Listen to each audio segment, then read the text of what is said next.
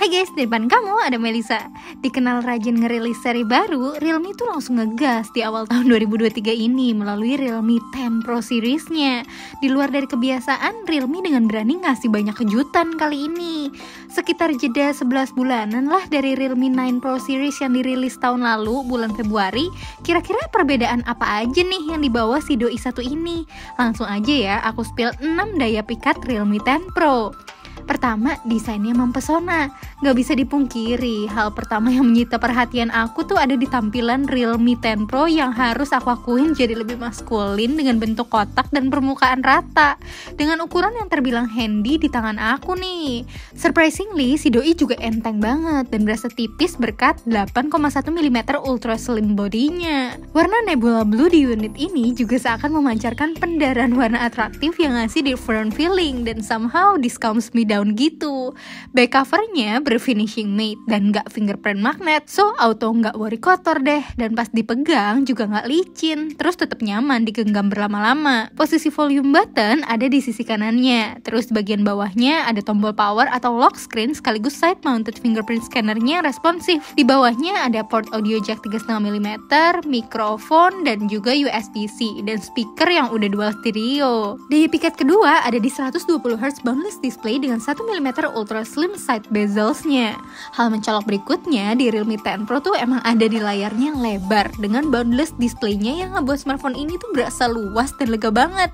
Namun dengan tetap mempertahankan bodinya yang tipis. Kebayangkan maksudnya? Ya gimana nggak tipis? Toh bezelnya aja tuh cuma 1 mm ultra slim side bezels. Jadi screen to body ratio-nya aja ada di 93,76%. Gak cuma nyaman dipakai buat scroll sosial media dalam waktu lama berkat refresh rate 120Hz-nya, tapi dengan kecerahan dan ketajaman yang bisa diandelinnya ini juga bikin auto betah ngegame dan movie marathon nonstop. Layarnya tuh sebesar 6,72 inci beresolusi Full HD+. Apalagi ditambah fitur kenyamanan mata yaitu TUV Renlin Low Blue Light Certificate. Jujur layar kayak gini sih biasanya cuma ditemuin di smartphone flagship, makanya nggak butuh waktu lama buat si doi bikin aku kesemsem berkat tampilan dan sudut pandangnya oke. Ketiga, kameranya yang yahut. Nggak salah deh kalau aku jagoin kamera Realme karena bisa dibilang salah satu yang terbaik di kelasnya. Bersenjatakan 108MP Pro Light kamera dengan berbagai fitur di dalamnya worth it nih buat dikasih jempol. Hasil fotonya untuk kondisi siang hari sip banget. Detailnya dapet, dynamic range-nya oke, pokoknya akurasi sama white balance-nya juga baik. Oh iya, ini aku aktifin mode 108MP-nya semua ya. Terus yang ini adalah hasil 2MP portrait kameranya. Mulus ya hasilnya. Plus aku juga cobain street photography mode 3.0-nya. Hayo gimana nih menurut kamu hasilnya?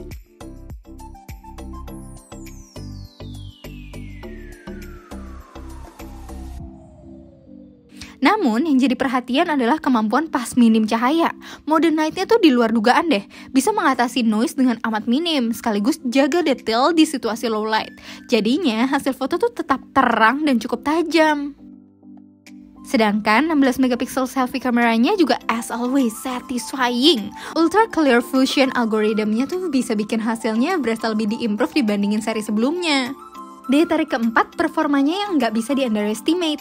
Meskipun bukan smartphone flagship, performa Realme 10 Pro terbilang bisa mewakili sebuah smartphone yang bisa diandelin buat produktivitas. Ditenangi chipset Snapdragon 695 5G prosesor, dipadu lagi nih sama RAM-nya 8GB plus 8GB dynamic RAM. Jadi kinerjanya tuh lebih ringan. So, Realme 10 Pro ini bisa pakai memori RAM 16GB yang tentunya bikin aktivitas multitasking dan gaming tuh lebih smooth. Sedangkan memori internalnya tuh up to 256GB yang bisa ditambah microSD 1TB.